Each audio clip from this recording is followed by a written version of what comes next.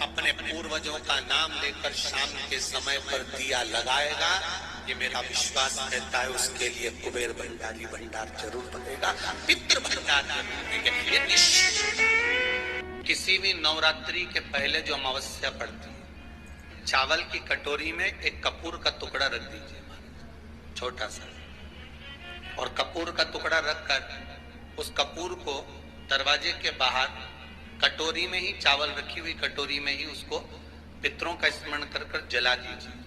और जलाने के बाद उस चावल को कहीं भी किसी भी वृक्ष की छांव में पक्षियों के लिए डाल दीजिए। शिव महापुराण की कथा कहती है, अगर मान लो पितृ आपको कष्ट दे रहे हैं, पितृ आपको तकलीफ दे रहे हैं, कोई काम नहीं होने दे रहे हैं, या कहीं आपको ऐसा लगता है कि पितरों का दोष है, तो वो पितृ दोष देवी, अब ये जो आप करेंगे ये कब कर रहे हैं? अमावस्या के दिन आप उसको रख रहे हैं। अमावस्या के दिन उसको रखकर रात भर आपने रखा कपूर के साथ में, सुबह एकम पड़ गई, नवरात्रि लग गई, उसी दिन उसको जला को तकलीफें लग रही है तो एक पीपल का पत्ता ले लो, उसके ऊपर एक कपूर का टुकड़ा ले लो, सारे घर में घुमाकर उसको दरवाजे के बीच मध्य में जला कर रख दीजिए। थोड़ी सी देर जला देना, 20 से 25 मिनट के अंदर स्वयं गुरु बाबा कहते हैं, राम सुनो, यदि कोई आरती में, पूजन में, घर में एक कपूर का टुकड़ा आरती के बाद में जब समर्पित करेगा तो उसको अश्वमेध यज्ञ का पुण्य प्राप्त हो जाएगा। अश्वमेध यज्ञ के पुण्य को पाने के लिए कपूर का टुकड़ा आज भी आरती में जलाया जाएगा, आज भी। एक कपूर का टुकड़ा सुख का, इसीलिए हमारे यहाँ शास्त्र कहता है महाराज, जब आपको घर में अगर ऐसा लगने लगे कि 15 दिन से बहुत बेचैनी है, बहुत दुख तकलीफ लग रही है, कोई ना कोई बीमार पड़ रहा है, कुछ ना कुछ तकलीफें लग रही है, तो एक पीपल का पत्ता ले लो, उसके ऊपर एक कपूर का टुकड़ा ले लो, सारे घर में घुमाकर उसको दरवाजे के बीच मध्य में जलाकर रख दीजिए। थोड़ी सी देर जला देना, 20 से 25 मिनट के अंदर मकान में एनर्जी वापस आ जाएगी, उस भवन में एनर्जी वापस प्राप्त हो जाएगी। अमावस्या के दिन आपको लगता है कि हमारे पूर्वजों का उद्धार नहीं हुआ, हमारे पूर्वजों का कल्याण नहीं हुआ, कहीं अधोगति में कोई चला गया है, उसका बस एक बार, रोज नहीं जरूरत है, प्रतिदिन जरूरत ही नहीं, महीने में एक बार अगर अमावस्या के दिन भी आपने चंदन के थोड़ा सा चंदन अगर मेरे देवाधिदेव महादेव को 7 स्थान पर समर्पित किया है। अशुभ यहाँ पर वर्णन कर रही है मैना, धन्य और कला की कथा कर रही है। तीनों ने सनकादि ऋषियों से मांगा। चंदन भगवान को अति प्रिय होता है और चंदन ही एक ऐसा होता है जो पितरों को भी प्रिय होता है, जिसका स्पर्श मात्र लगने से पूर्वजों का कल्याण हो जाता है। वो चंदन का 7 स्थान शिवलिंग के बताए हैं, जहां पर धूल से भी अगर कोई चंदन की उंगलियां लगा देता है, 7 स्थान ऐसे हैं जहां चंदन की मात्र उंगलियां लगा देने से ही शिव पितृलोक के पितरों को मुक्ति प्रदान करके वैकुंठ लोक का निवास देते। और वो 7 स्थान जो चंदन के बताए गए, पहला भगवान देवाधिदेव महादेव के शिवलिंग पर चंदन का लेपन। समझ लेना जरा बहुत अच्छे से। आपको लगता है स्वप्न में कोई मुर्दे दिख रहे हैं, या कोई जल रहा है, या कोई मर रहा है, या कोई चला गया है, ऐसा भय लगता है।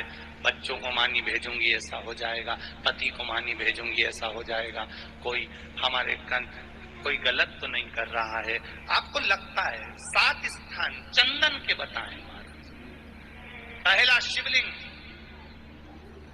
दूसरा जहां गणेश जी का स्थान है, मालूम है ना सबको, जम के बोलो जरा, मालूम है ना सबको, जहां गणेश जी का स्थान है वहां अलग से गणेश जी बैठे, वहां नहीं। शिवलिंग में जलाधारी के ठीक सामने राइट में गणेश, लेफ्ट में कार्तिकेय, बीच में अशोक सुंदरी। तो पहला चंदन बाबा के शिवलिंग पर, दूसरा गणेश जी पर चंदन की उंगली, तीसरा षडानंद कार्तिकेय पर चंदन की उंगली, चौथा अशोक सुंदरी पर चंदन की उंगली, पांचवा जलाधारी पर चंदन की उंगली, छठा जो शिवलिंग का जल बह रहा है इसके ठीक विपरीत की ओर चंदन की उंगली, और सातवां चंदन नंदी के मस्तक के ऊपर जो दो सींग लगे रहते हैं उस पर चंदन की उंगली। ये कब लगाई जाती है? या तो अमावस्या के दिन आपको लगता है कि हमारे पूर्वजों का उद्धार नहीं हुआ, हमारे पूर्वजों का कल्याण नहीं हुआ, कहीं अधोगति में कोई चला गया है, उसका बस एक बार, रोज नहीं जरूरत है, प्रतिदिन जरूरत ही नहीं, महीने में एक बार अगर अमावस्या के दिन भी आपने चंदन के थोड़ा सा चंदन अगर मेरे देवाधिदेव महादेव को 7 स्थान पर समर्पित किया है। अशोक यहाँ पर वर्णन कर रही है, मैना, धन्य और कला की कथा कर रही है। तीनों ने सनकादि ऋषियों से मांगा।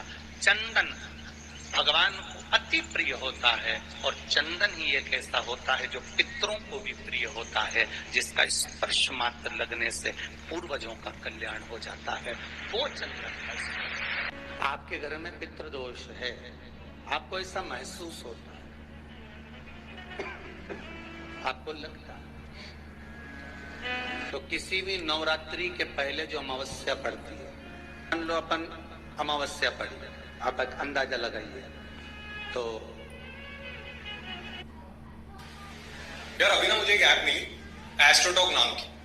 अबे नहीं, मैं कुछ रिव्यू नहीं कर रहा हूँ। जिस दिन अमावस्या रहे उस दिन चावल की कटोरी में एक कपूर का टुकड़ा रख दीजिए महाराज, छोटा सा, और कपूर का टुकड़ा रखकर उस कपूर को दरवाजे के बाहर कटोरी में ही, चावल रखी हुई कटोरी में ही उसको पितरों का स्मरण कर कर जला दीजिए, और जलाने के बाद उस चावल को कहीं भी किसी भी वृक्ष की छांव में पक्षियों के लिए डाल दीजिए। शिव महापुराण की कथा कहती है, अगर मान लो पितर आपको कष्ट दे रहे हैं, पितर आपको तकलीफ दे रहे हैं, कोई काम नहीं होने दे रहे हैं, या कहीं आपको ऐसा लगता है कि पितरों का दोष है, तो वो पितृ दोष देवी, अब ये जो आप करेंगे ये कब कर रहे हैं? अमावस्या के दिन आप उसको रख रहे हैं, अमावस्या के दिन उसको रखकर रात भर अपने रखा कपूर के साथ में, सुबह एकम पड़ गई, नवरात्रि लग गई, उसी दिन उसको जलाकर आपने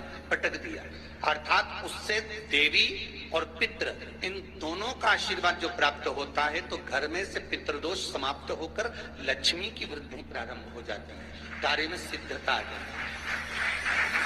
मान लो अगर पितृदोष है तो करो, नहीं है बड़े अलमस्ती से रहो, तो ये पितृदोष का स्मरण है। तो यहाँ शास्त्र कह रहे कि पितरों का जो लोक होता है, पितर जो लोक होता है, उस पितृ लोक में 64 योगिनियां प्रवेश नहीं कर। शिव महापुराण कर रही है, शंकर की कथा कर रही है। अमावस्या के दिन प्रदोष काल में, प्रदोष के समय पर, प्रदोष काल में शाम के समय पर जाकर किसी भी नदी, तालाब, बावड़ी, कुआं, कहीं ना कहीं जो आपके पास में हो, वहां पर एक घी का दिया बत्ती का मुंह दक्षिण की ओर कर कर अवश्य जलाकर आ जाना, सारे पितृ दोष समाप्त हो जाएगा। अगर नदी, तालाब, बावड़ी, कुआं नहीं है तो पीपल का वृक्ष हो या बेलपत्री का वृक्ष हो या वट का वृक्ष हो, उसके नीचे लगा दो प्रदोष काल में, पर अमावस्या के दिन लगाएं जरूर। क्यों? क्योंकि अमावस्या 16 दिन तक पितृ मृत्यु लोक में आने के बाद में भोजन ग्रहण करते हैं।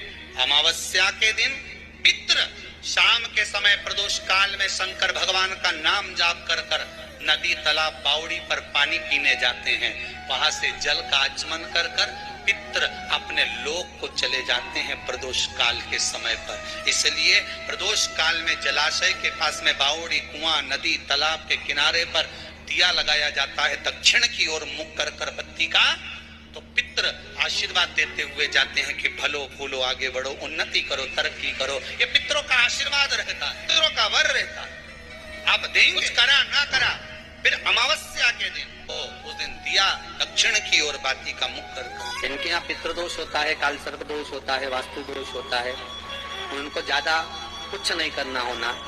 महाराज एक बेल का फल लीजिए, फल, बेलपत्री का जो फल होता है उसको ले लो, उसके अंदर का जो गुर्दा होता है, अंदर का जो भाग होता है उसको निकाल दीजिए और उस बेल के फल में आटा सेक कर उसमें शक्कर मिलाकर उसको उसके अंदर भर लीजिए। अमावस्या के दिन सुबह 10 बजे से पहले उस बेल फल में जिसमें तुमने पंजेरी भरी है, आटा सेक कर भरा है शक्कर के साथ में, उसको अपने घर में घुमाने के बाद में जिसको कालसर्प दोष बताया है, पितृदोष बताया है या वास्तु दोष का स्मरण बताया है, घर में सब दूर घुमाकर अपने परिवार का हाथ का स्पर्श कराकर पीपल के पेड़ के नीचे तक खड्डा खोदकर उस बेलपत्र के उस फल को दाब दीजिए, उस फल को उसमें दबाइए। केवल एक अमावस्या करना रहता है, पितरों के दोष से मुक्ति मिलती है और हमारे घर के कार्य सफल होना प्रारंभ हो जाते हैं।